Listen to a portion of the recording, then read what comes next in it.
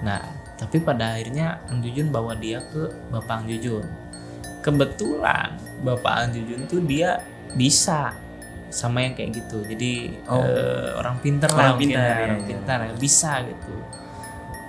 Dia terus kan waktu itu dia tuh karena sakit di bagian pundak, jadinya diurut kan. Iya, diurut. Karena apa kayak kepalanya tuh gini aja gitu. Oh, macam Iya, gini ketarik gitu kan. Ya diurut, akhirnya sembuh kan. Nah, tapi ya itu pas diteliti ternyata dia bawa isim itu. Isim itu. Dan ternyata menurut bapak saya orang Iya, pintar, isim itu menyerap daya hidupnya katanya. Jadi bukan karena dia jarang makan, Tapi karena isim itu ya, menyerap daya hidupnya.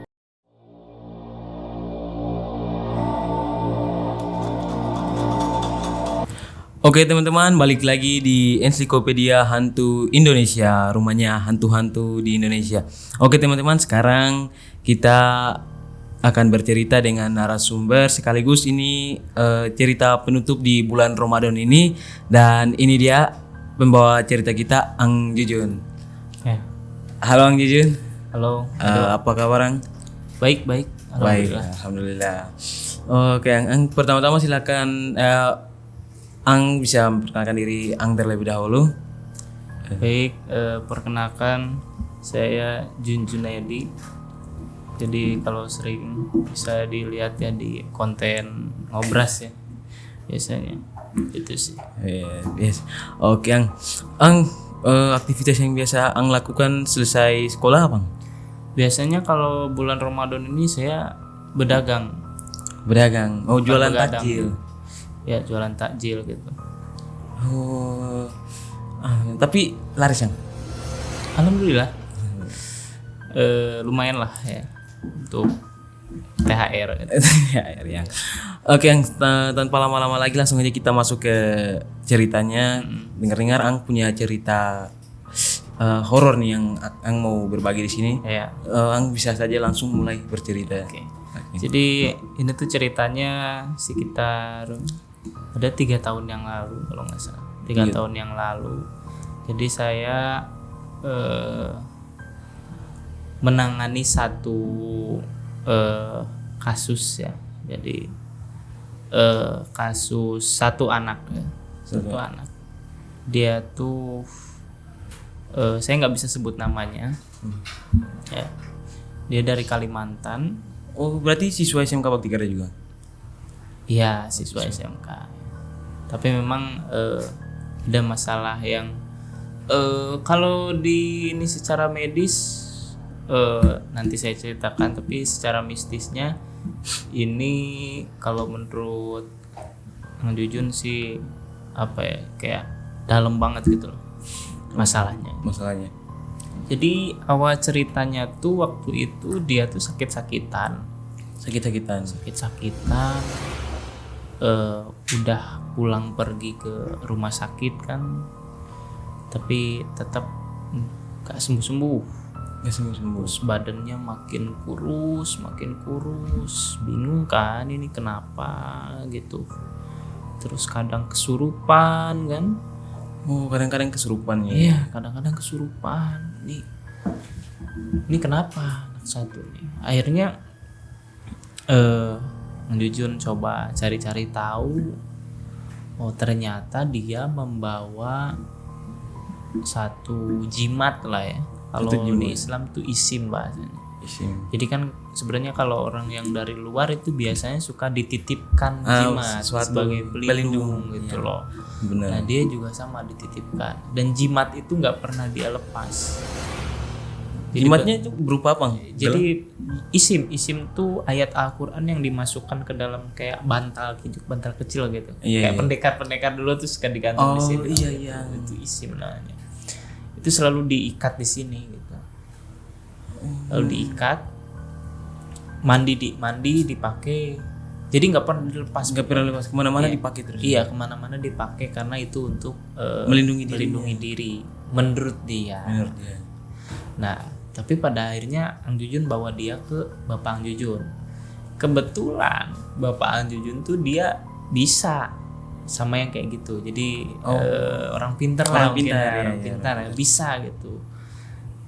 Dia terus kan waktu itu dia tuh karena sakit di bagian pundak jadinya diurut kan. Karena apa kayak kepalanya tuh gini aja gitu. Iya, gini ketarik gitu kan. Ya diurut, akhirnya sembuh kan. Nah, tapi ya itu pas diteliti ternyata dia bawa isim itu. Dan ternyata menurut bapak saya orang pintar, isim itu menyerap daya hidupnya katanya. Jadi bukan karena dia jarang makan, tapi karena isim itu ya menyerap daya hidupnya. Ini masih mistis ya, mistis ini, masih dari perspektif mistisnya. Akhirnya dilepas lah sama Pak Jujun si isimnya itu. Dilepas. Terus disakuin sama dia kan, lepas. Tapi pas pertama mau dilepas dia sempat melawan nggak? Dikasih pengertian dulu. Ya sebelum nggak mau kan, nggak mau dilepas karena ini pemberian neneknya untuk menjaga dia gitu kan. Tapi akhirnya coba dilepas. Pas dilepas dia balik ya ke asrama. Di asrama dipasang lagi. Ya ampun. Ang Jujun tanya, kenapa kamu sakit-sakitan lagi? Padahal kemarin udah mendingan. Ternyata isimnya dipasang lagi. Karena ternyata nggak percaya sama obrolan orang sini. Ya ampun. Ya gitu. Nah habis itu, karena dia habis itu langsung kesurupan terus tuh. Habis dibuka isimnya, jadi habis dibuka disimpan. Terus tiba-tiba dia jadi sering kesurupan. Makanya dipakai lagi isimnya kan. Oh, berarti dia lepas sama pakai sama aja tetap kesurupan. Iya. Kesurupan ya. Itu lebih sering kesurupannya gitu kan. Sakitnya jadi makin parah gitu kan. Ini gimana ini makin pusing kan. Iya masih bingung gitu. Terus tuh Ang Jujun dulu tuh iseng bawa daun kelor. Daun kelor ya serius. Bawa daun kelor. Ini daun kelor dimandiin. Jadi maksudnya daun kelornya direndam di air, terus buat dia mandi. Karena katanya kan daun kelor itu bisa mengusir setan. Iya betul. Oke, Ang Jujun kasih udah besok. Ang Jujun tanyain sama temennya, itu dimandiin nggak itu pakai daun kelor? Dibuang Ang sama dia nggak suka sama daun kelor. Ternyata memang di sana di keluarganya pantangan. Pantangan kalau bersentuhan atau apapun dengan daun kelor. Gak boleh. Itu ya mungkin mengusik jinnya. Tapi pertama Ang kasih gitu dia langsung terima aja gitu. Dia takut awalnya. Karena kayak kamu tahu nggak sih kalau orang lagi kesurupan tapi dia sok biasa aja tapi takut gitu. Iya. Ya kan? Berarti ekspresinya seperti gitu. Kayak gitu. Habis itu udahlah berarti udah ya. Habis itu dia jadi pingsan lagi tuh. Itu lagi. Terus makin kurus lagi. Pokoknya udah kayak nenek-nenek lah. Itu pasti yang udah pusing sekali, udah bingung banget itu. Akhirnya dia dibawa ke puskesmas karena ada satu kejadian kakinya itu bengkak. Kakinya bengkak itu kayak apa ya? Bukan kayak bisul di kakinya tapi nggak sembuh-sembuh.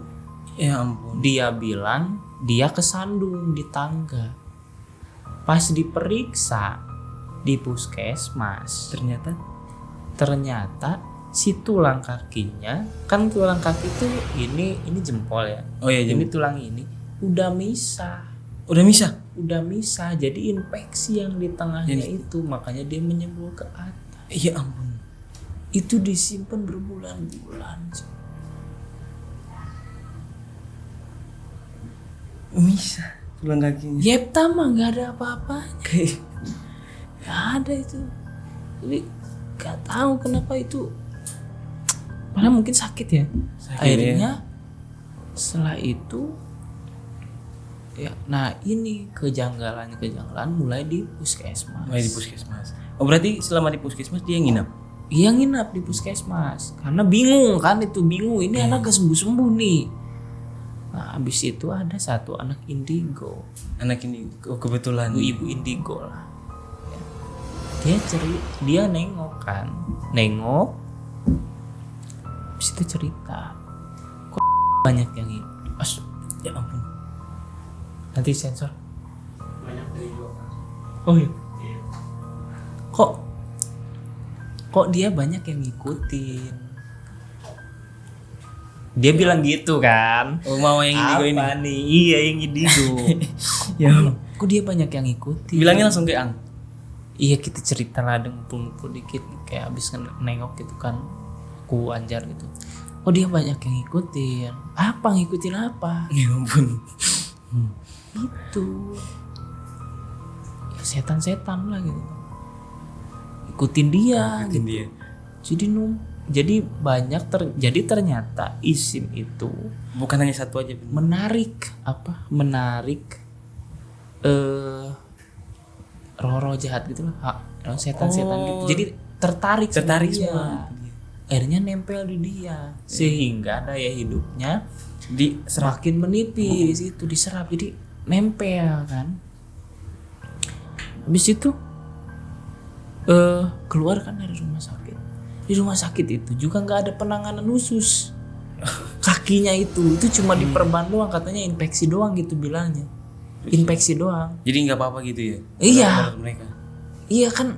Wah, ini gimana? Akhirnya dibawalah ke rumah sakit lain. Di Banjar nggak tahu di mana ya.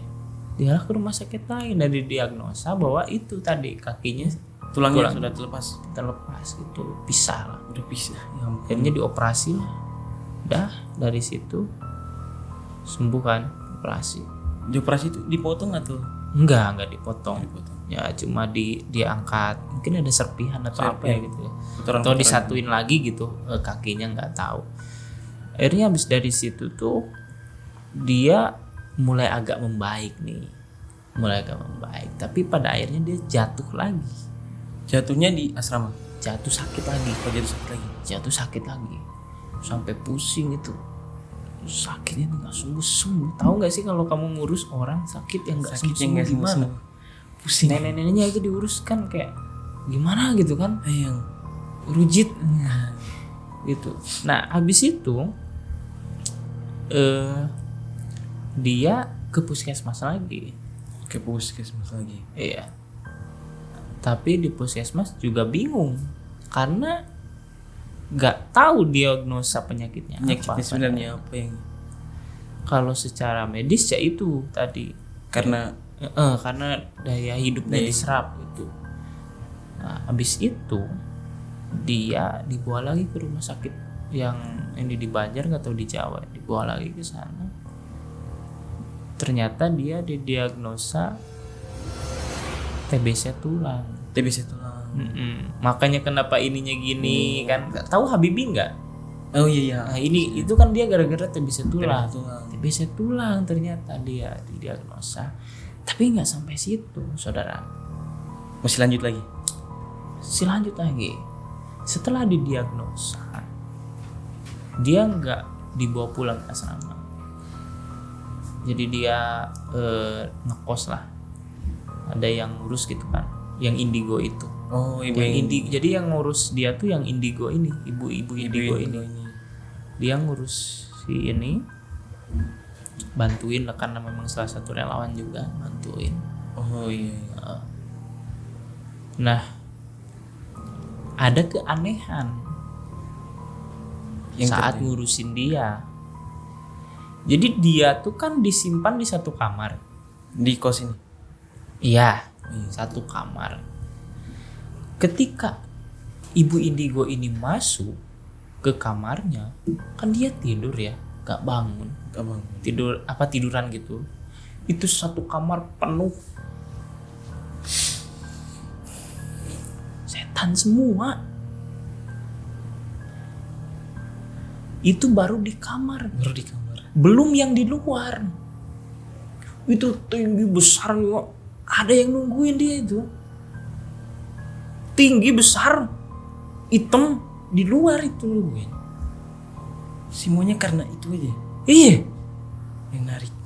Sampai ada satu hal yang itu pasti terjadi. Kalau misalkan si anak ini pengen ke toilet atau mau mandi, itu kan harus dipapah ya, harus digotong gitu. Iya. Kalau jalan kan dia agak ngesot ya karena kakinya itu kan yang sakit. Yang sakit itu ya.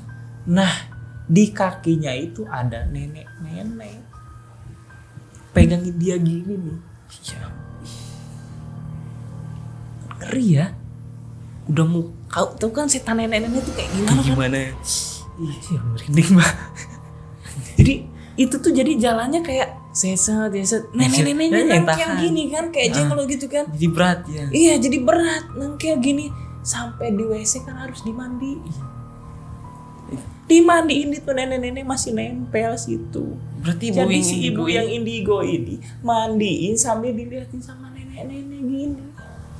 untung imannya kuat yang ibu yang indigo ini. Ya kan, indigo mah anugerah mungkin takdir ya. Itu ngeri banget gitu. Jadi tiap kali mandi itu ada 3 orang di kamar mandi. Nenek-nenek, si anak, sama si ibu yang indigo. Ngeri. Sampai satu hari Ang Jujun sama bapak Ang Jujun tuh mau ngusir itu yang ada di kamar. Yang ada di kamar. Sama yang genderuwo itu. Yang genderuwo yang itu. Genderuwo itu kan yang kalau tinggi besar itu kan genderuwo. Genderuwo ya. Mau ngusir itu. Begitu bapak Ang Jujun sama Ang Jujun datang, duduk di ruang tengah, satu ruangan panas. Itu Ang ngerasa langsung itu. Panas serius, si Ang Jujun gak bisa ngeliat juga, panas satu ruangan. Gara-gara apa? Gara-gara diliatin genderuwo. Diliatin doang kan bapak Ang Jujun bilang, tuh ini udah panas di ruangan katanya kan. Iya. Ini cuma diliatin doang gitu. Iya ampun. Karena dia tahu bapak Ang Jujun mau ngusir gitu. Ya. Sama yang di ruangan ini juga dia gak mau keluar, gitu. Di ruangan itu juga yang numpuk di situ. Ya. Akhirnya minta dilepaskan SIM-nya itu. Iya. Minta dilepaskan. Pengakuan anak itu ini nggak boleh sama nenek karena dia datang ke alam mimpi, nggak boleh dilepas. Ya, Katanya neneknya itu keturunan naga. Ya nggak ngerti juga ya mitos Kalimantan, itu kayak apa ya. Iya. Tapi nenek ini keturunan naga. Wah, nggak paham lagi nih. Serius itu. Iya. Nah, abis kejadian di ruangan panas itu, pokoknya bapak Ang juga nggak kuat, nggak bisa. Untuk ngusir itu. Untuk ngusir itu nggak bisa. Pokoknya itu udah aja, dia stay di situ, genderuwo itu. Sampai ini dia akhirnya berobat, nggak tahu operasi, nggak tahu enggak, kalau nggak salah itu TBC tulang. Kayaknya berobat doang, berobat. Akhirnya membaik ya. Oh iya. Membaik. Pada akhirnya membaik. Yang mistisnya juga perlahan mulai hilang. Jadi kayak, tapi isimnya masih dipakai. Ya nggak ngerti juga. Atau mungkin karena memang yang kayak gitu mah nggak boleh di apa sih, kayak disentuh gitu. Sudah disentuh tuh jadi nggak boleh diganggu. Iya, mungkin nggak boleh diganggu mungkin. Atau mungkin memang apa yang nggak ngerti juga ya dari sudut pandang mistis tuh.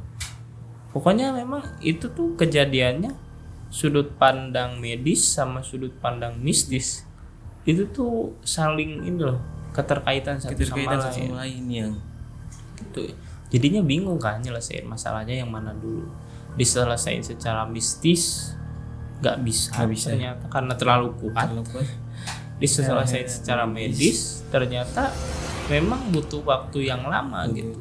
sampai 3 bulan kan nggak sekolah karena sakit. Karena sakit itu. Sakit. Tapi alhamdulillahnya dia sembuh. Udah sembuh, tapi masih dipakai itu. Masih. Udah sembuh. Udah sekarang kuliah dia. Itu kan yang ini ya. Nah, ada Yang lagi. Kalimantan. Yang Kalimantan. Oh, ada lagi yang? Ada lagi. Ini mah pure mistis ya. Pure itu apa? Pure itu murni Murni. mistis. Jadi ini ceritanya tuh tentang anak yang dari Toraja. Dari Toraja. Toraja. Tahu kan yang dari Toraja tuh kan memang kental dengan budaya. Kental ya. dengan budaya. Bahkan pemakaman juga kan kalau yang nggak dimakamin kan disimpan di goa gitu kan. Nah, ada satu anak dari Toraja ini, kita waktu itu tuh bener-bener biasa aja gitu kan. Biasa aja. Waktu itu tuh ada yang namanya Raimuna cabang gitu kan. Kita berapa ya? Ada sekitar 25 orang waktu itu kalau nggak salah ikut Raimuna. Nah, si wanita Toraja ini ikut Raimuna di Nusawiru. Sedangkan background Nusawiru, jadi cerita Nusawiru kan bandara udara Nusawiru itu. Tapi juga tempat yang cukup keramat. Sakral keramat lah pokoknya Nusawiru, sampai ada kunciannya kan. Kalau biasanya kan tempat rame atau tempat gede kan biasanya ada yang kayak gitu kan, ada yang kayak gitu ya. Ada tempat keramatnya, juga ada makam apa di situ gitu. Ada tempat keramatnya, dan Nusawiru itu memang terkenal juga sebagai tempat yang cukup mistis. Nah, setelah berjalan 1 hari, kita biasa pendirian tenda kan, semuanya berdiri tenda. Itu nggak terjadi apa-apa tuh. Waktu yang jalan ke sana, mereka berapa orang? Berapa orang? Yang mana? Yang perjalanan ke sana? Kita kan naik mobil. Iya. 25 orang, sekitar 25 orang. Ngedirin tenda biasa kayak orang-orang gitu. Nah, tapi kalau tenda laki-laki mereka nggak punya tenda nih. Mereka tidur di barak punya Ang Jujun, tenda peleton punya Ang Jujun, punya camat namanya, punya camat. Mereka tidur di tenda camat semua, yang laki-laki. Yang perempuan itu tidur di tenda. Tenda yang mereka bawa sendiri. Tendanya itu kayak di belakang SD gitu simpennya. Nah, hari pertama kegiatan biasa happy enjoy. Hari kedua enjoy. Hari ketiga pesta pora. Hari keempat masih pesta penutupan. Hari kelima penutupan. Habis penutupan, kegiatan selesai ini, tiba-tiba ini yang cewek satu ini, dia tuh lemes. Dari Toraja ini? Lemes tiba-tiba. Sebelumnya energik, sekarang Tiba-tiba mau balik malah lemes. Ini kenapa? Apa kurang makan gitu ya? Perasaan tadi habis makan gitu kan. Lemes. Terus habis itu udahlah, dibawa pulang kan naik mobil. Karena mungkin dia kecapean, karena kegiatan full karena seminggu. Iya. Pulang ke sekolah, pulang ke asrama, malamnya kesurupan. Gak biasa dong dia kesurupan, kan biasanya enggak biasa. Tapi kesurupannya teriak-teriak. Nah, malam udah kelar tuh, udah kesurupan. Berangkat ke sekolah, di sekolah kesurupan juga. Kesurupan lagi. Siang-siang. Siang-siang kesurupan. Ini kenapa? Ang Jujun akhirnya balik lagi ke Nusawiru. Tanyain ini posisinya gimana, tanyain ke orang yang bisa waktu itu kan. Oh, ternyata yang putri ini, yang tenda putri ini, dia mendirikan tenda di tempat yang ada penghuninya. Oh, pantasan. Jadi ada satu pohon di situ, ditebang buat tempat tenda, karena kan disuruh di situ. Akhirnya penunggunya marah. Oh, penunggu dari pohon itu yang ditebang. Iya. Akhirnya dia marah. Nah, setelah itu tiap hari itu kesurupan. Tiap hari. Di sini. Pagi, siang, malam. Pagi, siang, malam. Kita stres semua. Udah bingung banget serius. Ini gimana? Pakai cara Islam nggak bisa, pakai cara Kristen juga nggak bisa. Dia Kristen ya? Iya. Dia Kristen. Sampai satu hari dia kan, oke lah kita pakai cara Kristen, kita ke gereja. Apa yang namanya tuh katekisasi? Katekisasinya. Apa namanya tuh ya kalau di gereja tuh apa namanya tuh kalau di gereja kalau mengusir hantu tuh apa namanya? Lupa pokoknya ada lah itu. Di gereja usir hantu. Biasanya Dari S pokoknya itu namanya tuh. Ngusir hantu.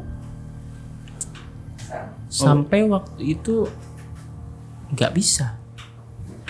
Jadi waktu itu udah tuh tenang nih, udah. Kan di gereja tuh ada kamar-kamar kan? Iya, Tahu ada kan? Kamar-kamar. Dia tidur di sana. Terus tiba-tiba aku lagi sama si Hairul. Si Hairul tuh dia kebetulan bisa pintar lah gitu ya. Pintar. Bisa ini apa kayak mengusir hantu gitu. Kebetulan lagi sama si Hairul di sekolah. Tiba-tiba ditelepon, dia kesurupan. Ya maksudnya nanti disensor lagi. Dia kesurupan lagi. Di gereja. Akhirnya kita berangkatlah ke sana. Ke Pangandaran. Sama si Heru. Selesaikan. Ada dari luar yang ternyata bisikin si Heru. Jadi kayaknya ini diganggu deh gitu kan. Iya. Dari luar bisikin si Heru. Keluar. Terus si Heru bilang ini, "Ang, itu minta rokok." Setannya minta rokok. Akhirnya kan juga nggak ngerti ini kenapa setan minta rokok kan. Kasih lah tuh. Dinyalain, disimpan di bunga ini apa? Kayak kan bunga suka ada tangkainya kan? Oh, tangkainya iya. Simpan gini. Kita liatin tuh si rokok. Kan rokok kalau disimpan doang kan dia lama ya ininya. Iya, lama. Ini kalau dihisap dia cepat kan? Kita liatin. Itu ternyata dia kayak dihisap bener. Set gitu kan. Weh, ada apa nih? Ya ampun. Di gereja sana itu. Gereja sana. Terus dia bilang ternyata yang dari sana, yang dari Nusawiru itu ternyata memang selalu Ikutin. nempel, selalu mengikuti. Nah setelah itu akhirnya selesai tuh malam itu diberesin dengan cara Islam ya. Pulanglah kita, pulang ke asrama. Di asrama kesurupan lagi, ampun dah serius. Karena Jujun ngerasa kalau itu tanggung jawab Bang Jujun ya, karena memang di permukaan. Terus gimana gitu, sampai bingung kan, ini harus gimana ya? Apa kita bawa lagi ke Nusawiru? Akhirnya waktu itu kita paksa dia serius untuk balik lagi ke Nusawiru karena dia nggak mau. Ampun. Waktu mereka minta dia balikin Nusawiru itu dalam keadaan sadar atau dia kesurupan? Langsung kesurupan. Tahu kalau jadi kayak gini, dia sadar biasa. Iya. Begitu udah nyampe lampu merah, Pak Rigi, ini kemana? Dia nanya. Kita jalan-jalan ke Batu Karas. Enggak, ini ke Nusawiru. Enggak mau. Tiba-tiba dia langsung teriak di jalan, di tengah jalan serius. Gak mau. Sampai di udah mau deket tuh makin ini kan, makin menjadi dia makin berotak kesana kemari kan, sampai di Nusawiru ya kan, diem dia biasa aja. Kesel nggak? Jadi kayak kita tuh dimainin sama setannya itu. Kesel gitu loh. Gimana ini? Kan kita datengin kuncian Nusawiru kan? Iya. Mau nyelesain masalah. Nggak ada apa-apa katanya, kata kunciannya. Habis balik dari sana kesurupan. Bingung kan, ini setan apa sebenarnya? Berarti habis balik dari Nusawiru ke asrama, kesurupan lagi di asrama. Ini setan apa sebenarnya? Yang nempel gitu kan? Cari tahu. Kalau yang di Nusawiru katanya ini, yang apa? Yang setan kayang itu. Setan kayang. Tahu nggak? Setan kayang. Yang jalannya ini loh, kayang gini, terus kepalanya menghadap ke sana. Ya ampun, nggak tahu. Nggak tahu ya? Tapi maksudnya tahu setannya, cuma namanya nggak tahu. Ya, Najun juga nggak tahu namanya apa, tapi itu yang kayang gitu kan. Akhirnya habis itu yang gak ngertinya Anjurin sempat bawa dia jalan-jalan ke Jogja kan, bareng sama teman-temannya. Dia nggak apa-apa, tapi di sekolah dia kesurupan terus. Saya udah nggak paham lagi kenapa. Ternyata dia tuh memang disuruh balik Ke Toraja dari setannya. dari sana. Oh, dari Torajanya. Ya mungkin dia bawa sesuatu, mungkin ya itu tadi kayak tadi mungkin. Jadi memancing lah intinya ya, untuk supaya dia nggak betah di sini mungkin, atau gimana ya, nggak tahu lah. Pokoknya sampai dia akhirnya dipulangkan Kembali ke Toraja. dari sekolah di Toraja. Nah kan kita nggak punya jalan lain nih, kasihan juga kan dia di sini masa tiap hari kesurupan. Ya ampun. Gitu. Jadi memang setiap orang ya, kalau orang jauh mungkin ya mereka membawa bekal mereka masing-masing ya untuk jaga-jaga. Untuk jaga-jaga ya. Tapi ya itu juga bisa jadi blunder buat mereka gitu loh. Jadi pedang bermata dua gitu. Beneran. Emang ngeri-ngeri itu. Iya. Yang ngeri itu emang yang ini, yang itu tadi, yang awal kan, yang genderuwo itu, tinggi besar itu memang jagain sampai ini, jagain terus. Tapi pas balik ke asrama juga Jagain ada. jagain terus. Bahaya tuh kalau anak putri sama putri bisa sampai lihat genderuwo itu. Memang ada satu kan di sana. Di sana ada satu. Ada. Di pohon pala itu. Pala atau apa itu ya? Pala. Ada satu itu.